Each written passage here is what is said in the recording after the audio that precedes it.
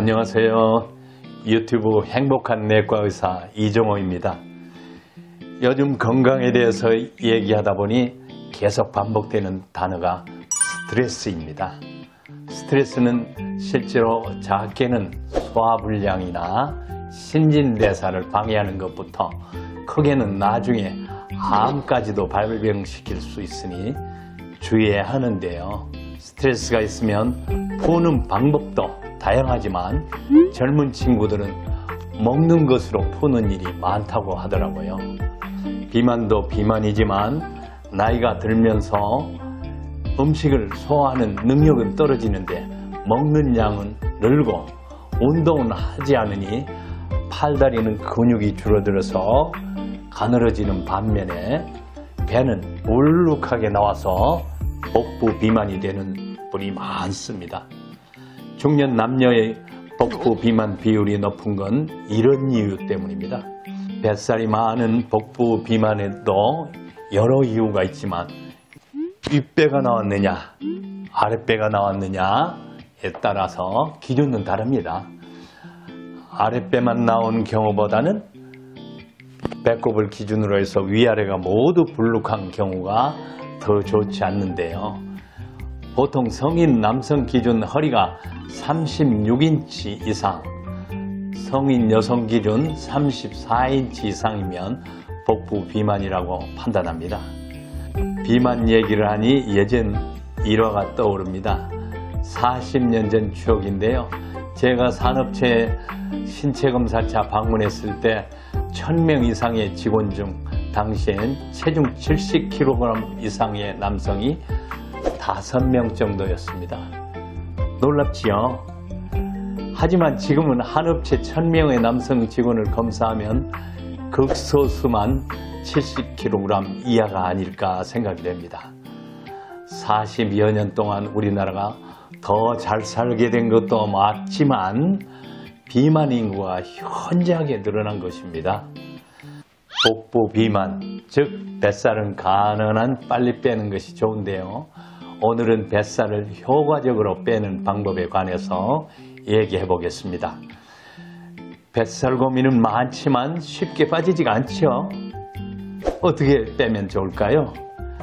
뱃살에는 당연히 운동이 최고입니다. 운동.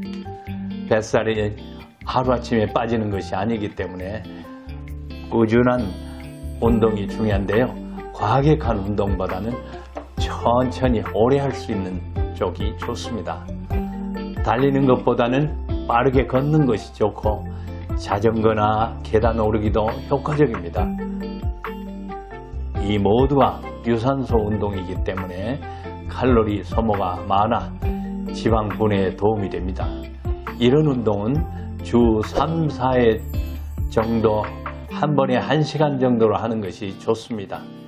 지치지 않는다면 매일 같은 시간에 규칙적으로 반복하는 것이 더 좋습니다. 유산소 운동과 함께 신진대사와 몸의 순환에 도움이 되도록 시간이 날 때마다 스트레칭을 하는 것도 좋습니다. 몸 전체의 순환이 잘 될 수 있도록 기초대사량이 늘어나 기본적인 칼로리 소비가 꾸준히 늘어나기 때문입니다. 기본적으로 코어 운동이 가장 좋다고 합니다. 코어 운동이란 코어 근육인 등과 복부, 엉덩이, 골반 근육 등 15개 이상의 근육을 움직이는 것인데요. 제 설명보다는 유튜브에서 코어 운동을 검색해서 본인에게 맞는 동작을 직접 해보는 것이 좋습니다. 사실 비만이나 뱃살에는 음식 조절이 가장 먼저일 수 있습니다. 아무리 운동을 해도 먹는 양을 줄이지 않으면 살을 빼는 건 힘듭니다. 먼저 뱃살을 빼고 체중을 줄이겠다는 마음이 있다면 음식량을 줄이기 전에 물을 많이 마시는 습관을 기르는 게 좋습니다. 하루에 최소 8잔 이상 2리터 정도의 물을 마시는 것이 가장 좋습니다. 물도 처음부터 많이 마시는 건 힘들 수 있지만 습관을 들이면 자주 마시게 되고 소변으로 이물질 배출도 수월해져서 몸이 가벼운 기분이 들게 됩니다. 이때는 물병을 가지고 다니는 것도 하나의 방법입니다. 눈에 물병이 보이면 물을 자주 마시게 되기도 하고 음식물을 먹을 때에도 의식을 하게 돼서 먹지 못할 수가 있습니다. 물을 많이 마실 땐 술이나 탄산음료를 줄이는 게 좋습니다. 뱃살 빼기와 체중 감량에는 규칙적인 식사도 도움이 됩니다. 예를 들어 아침을 챙겨 먹는 게 살을 빼는 데 도움이 되는데요. 한 연구 결과에 따르면 아침에 식사를 하면 인슐린 수치를 일정하게 해주고 콜레스테롤 수치도 낮춰준다고 합니다. 아침을 굶고 점심과 저녁에 과식을 하고 자기 전까지 소화를 시키지 못하는 등의 반복이 뱃살과 체중에 가장 좋지 않습니다. 알고 계시는 것처럼 소식을 하고 여러 번 나눠서 식사를 하는 게 오히려 좋은 방법입니다.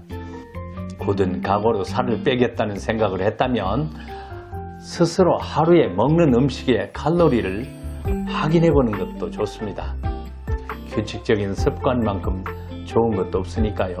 살을 뺀다는 분들은 매일 몸무게를 재는데 전문가들의 조언을 보면 일주일에 한두 번 정도만 확인하고 목표를 정해 운동과 식이요법을 병행하면서 체중 감소의 그래프를 만드는 것도 좋다고 합니다. 매일 체중을 잰다면 오히려 굶고 운동한 날 체중 변화가 없을 때 더 조급하게 되어서 포기하기 쉽다고 합니다. 뱃살은 내방지방으로 면역력도 떨어뜨리고 건강의 적신호가 되기 쉽습니다. 반드시 건강한 일상을 위해 감량하는 것이 좋습니다. 나아가 몸의 지방을 줄이고 근육을 늘리는 것이 100세 시대에 건강하게 장수하는 방법이니 여러분 나이와 상관없이 당장 즉시 도전하고 실천하시기 바랍니다. 오늘 영상은 여기까지입니다. 행복한 내과의사 채널은 매주 최소 1개 이상의 영상을 올릴 예정입니다. 행복하고 싶으신 분, 몸과 마음이 건강하고 싶으신 분, 성공하고 싶으신 분은 많은 관심과 구독, 좋아요 부탁드립니다. 우리 채널은 여러분과 함께 만드는 곳입니다. 궁금하신 내용이나 함께하고 싶은 주제가 있는 분은 언제든지 댓글로 달아주세요. 감사합니다.